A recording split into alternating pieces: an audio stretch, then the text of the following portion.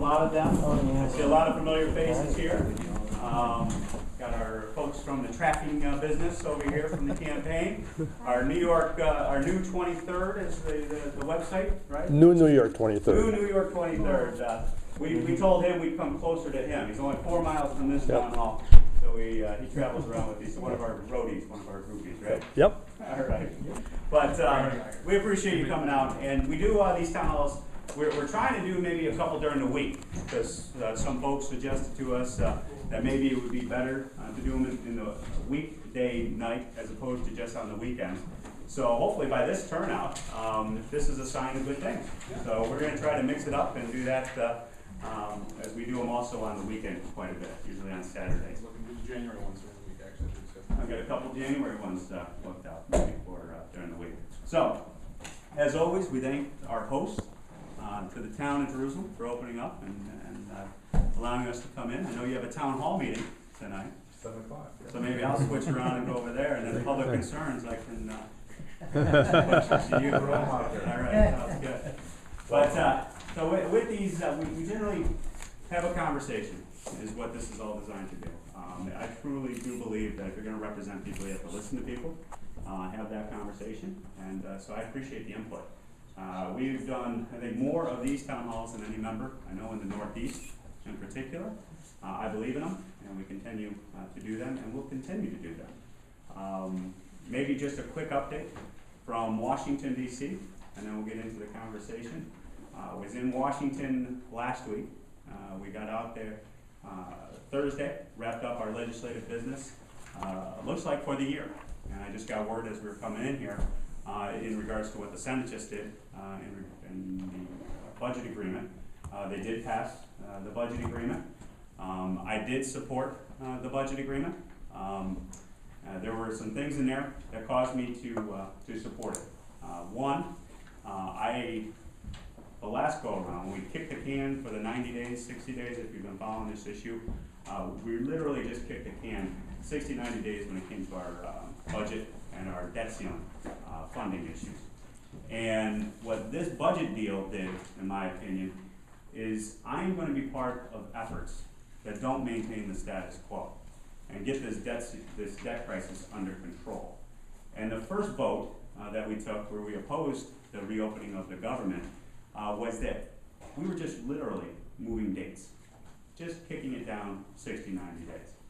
This budget agreement has some reforms in it that I can be supportive of to say we are not maintaining the status quo any longer. Now, the budget agreement is not going to solve the debt crisis. It is not going to take care of the issues that we face in America. But why is it a step in the right direction? One, it really does hopefully move us away from this government by crisis, this deadline, these countdown clocks that we're getting so familiar with out of Washington, D.C., at least for the next 2 years. I think that's a step in the right direction, so that we don't look at the government shutdown situation for 2 years. It gives us an opportunity to kind of get back to a more transparent, a regular order type of effect, where we can go through the appropriations process and have a real debate on where we're going to spend our taxpayer dollars.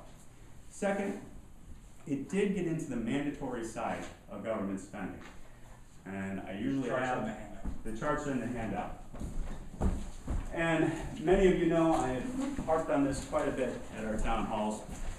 This pie chart is the 2012 pie chart of how we spend the $3.5 trillion on an annual basis. And when you talk about government shutdown and discretionary spending, primarily that is up in this piece of the pie, about $615 billion. There's a little bit of it in defense, but primarily for our conversation purposes today, we're talking about this piece of the federal spending pie. And if we're going to be serious about getting this $17 trillion deficit and our debt under control, we are going to have to look at the other pieces of the pie of the federal spending dollar. And that is where you get into the mandatory spending, the issues of entitlement, Social Security, Medicare, Medicaid, and defense is part of the discretionary, but there are some mandatory lines in defense because that's kind of a unique situation.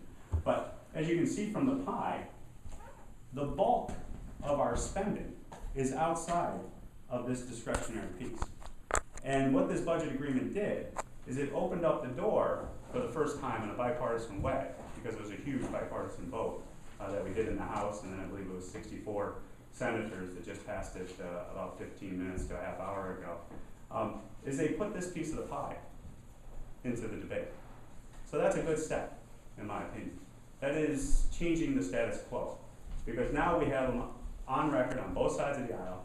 Every member down in Washington now can legitimately start having a conversation about mandatory spending reform.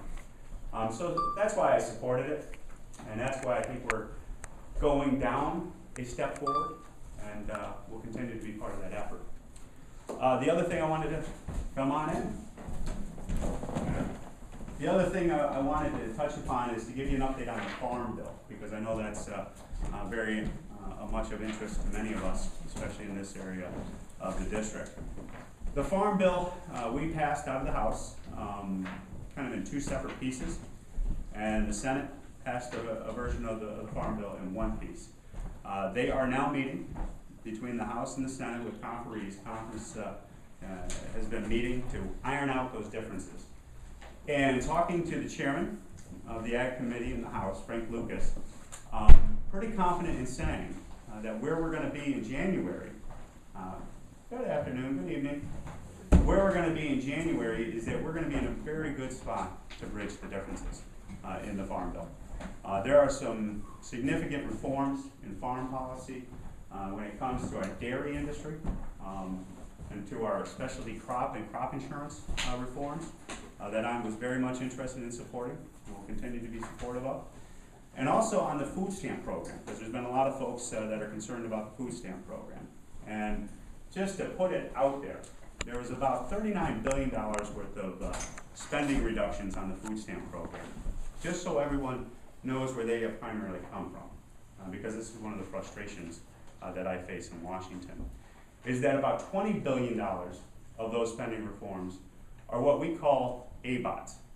And what that means, if you're an able adult without children, you would have a job requirement, a training requirement, or even a volunteer requirement in order to be eligible for food stamps. To me, that's a common sense reform. And that's why we supported that reform going forward. The other reform on the food stamp bill that makes up the bulk of that remaining $49 billion worth of, or $39 billion worth of savings deals with how we qualify for food stamps in America. In America, right now, if you receive $1, or $10 of low-income heating assistance, you automatically, categorically qualify for food stamps and other programs. So what we have done is said, look at each one of these programs has its own qualifying factors. Rather than have an automatic across-the-board qualification because you hit one threshold for low-income heating assistance program, we're going to say, we're going to raise that to a more substantial number, $20. And what that will do is it will ferret out the people who aren't eligible for food stamps, but yet may be eligible for low-income heating assistance. It was a way to try to get away from some of these things that have been occurring across the country where folks get qualified, maybe erroneously, maybe in a fraudulent manner, for one program, and then automatically qualify for other programs. It's kind of an accounting mechanism. And that's kind of the bulk of the rest of the food stamp reform. My understanding, talking to the conferees who are on the conference report, is the ABOD reforms are going to get rejected by the Senate, and the categorical qualification for LIHEAP and food stamps will go forward. And so that $10 to $20 threshold will be part of the final product. Now that's a inside baseball piece of information I share with you, just because you came out on a Wednesday night to have a conversation. But that's where I think we're going to end up. And I think that's where we're going to end up with the significant reforms on the dairy and the crop insurance, and especially crop reforms, but also reforms on the food stamp process. And we do have a kind of a deadline, if you would, by the end of January. We really have to get that 5-year bill done, and that's another thing that I've been supportive of, is a 5-year bill. I don't wanna do these 1 year, 2 year bills that are coming out of the house on a regular basis. And that's another thing that I think they've been able to bridge differences and come up with a 5-year bill, which is critical to us for planning purposes. So stay tuned, but until the end of January is really when we have that final deadline on the dairy cliff and all that you may have heard some things about, with milk going up to $7 a gallon, etc. So that's kind of an update from Washington. The one last piece that I definitely will weigh in on or give you some insight on that's caused a lot of concern around the district is the issue with Iran and what's been negotiated from the White House and Iran in regards to the 6-month deal that they've been talking about. I'm very concerned about that 6-month deal. I don't support it. I thought we were going to go down a process of increased sanctions on Iran in regards to trying to turn the tide to keep them away from getting a nuclear weapon. But the White House unilaterally made the decision to pursue this 6-month deal. And to me, I think that's dangerous. I think it's going to ignite an arms race in the Middle East.